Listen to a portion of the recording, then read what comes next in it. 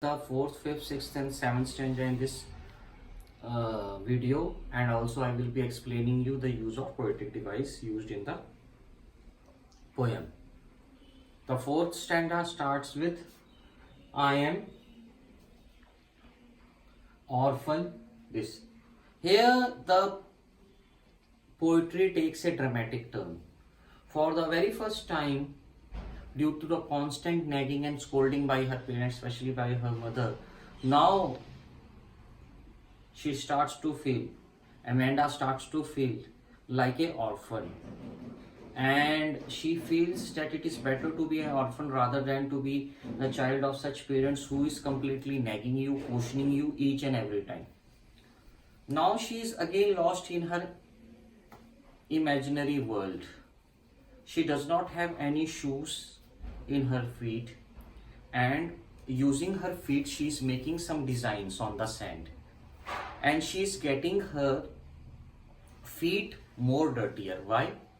Firstly, she wants no human presence. That's a very important point in this particular poem. She is frustrated of human presence. Secondly, she wants silence, peacefulness, tranquility. Thirdly, she desires freedom because she is totally destroyed by all the constant pressure peppering her with does and do not. So in this particular stanza, she is totally fed up of the constant shouting and yelling by her parents. Now we will move to the fifth stanza, which starts with do not eat chocolate. This in this particular stanza, external beauty means your face, external beauty.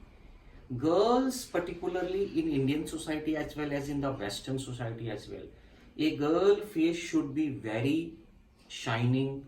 It should be very, attractive. Why?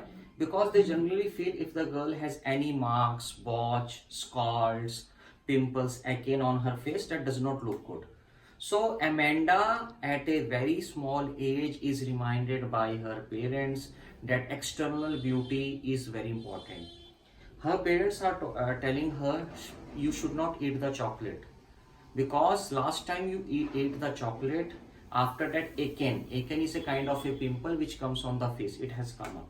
So Amanda is constantly being reminded of the external beauty, that she does not do certain things like eating chocolate, and Amanda is meanwhile too much frustrated, and she is not listening to her parents. She's not paying the attention because why? She's already suppressed. And then again they scolded her by telling that when her parents are giving lecture to her, she should put her attention, full attention. She should not act in a way that she is just ignoring their protocols. This is the meaning of the fifth stanza. Now we will move to the sixth stanza. I am Rapunzel. Here again,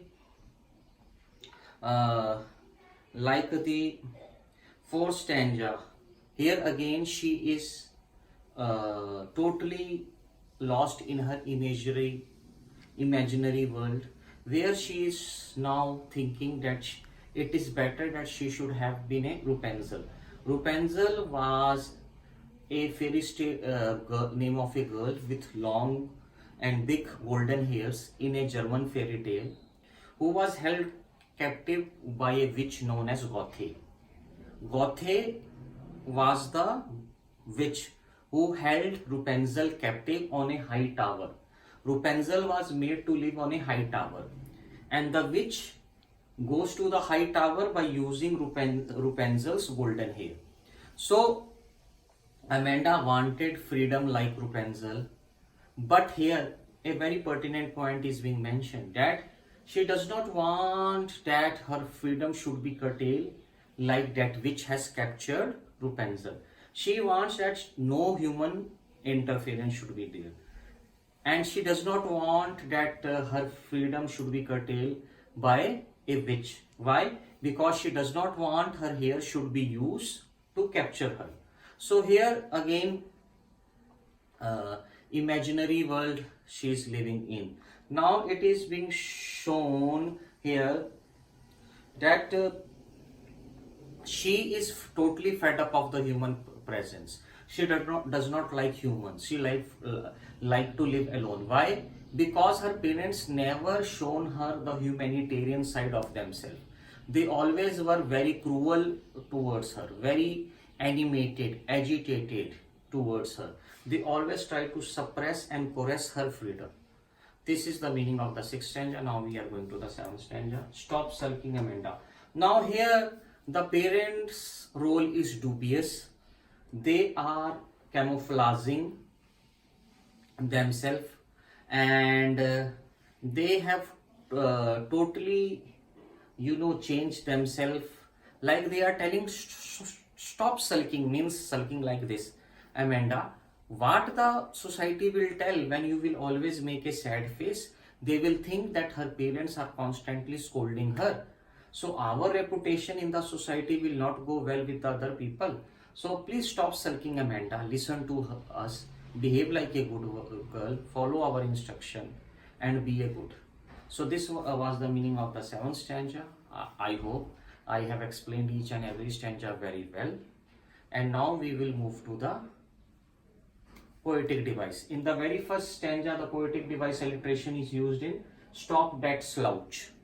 Stop that slouch. It is alliteration S in the first stanza. In the third stanza, thousand I told you to. Thousand I told you to in the third stanza.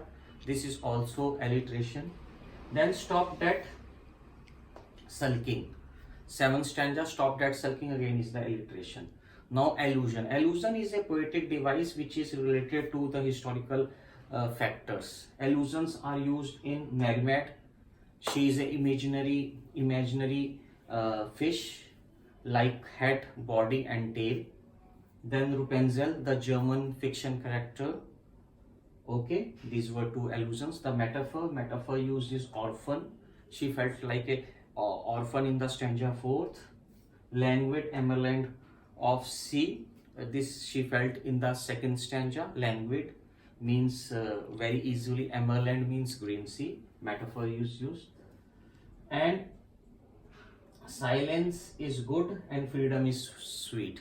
She wants her silence is good and the freedom is sweet. She used this metaphor. This metaphor is particularly used in the stanza 4. So this is the complete explanation of the chapter. This is, I am just zooming it for you. I explain each and every stanza. If any problem or this you have, kindly dial my number 9729785975. You can call me or text me on my WhatsApp. Thank you very much.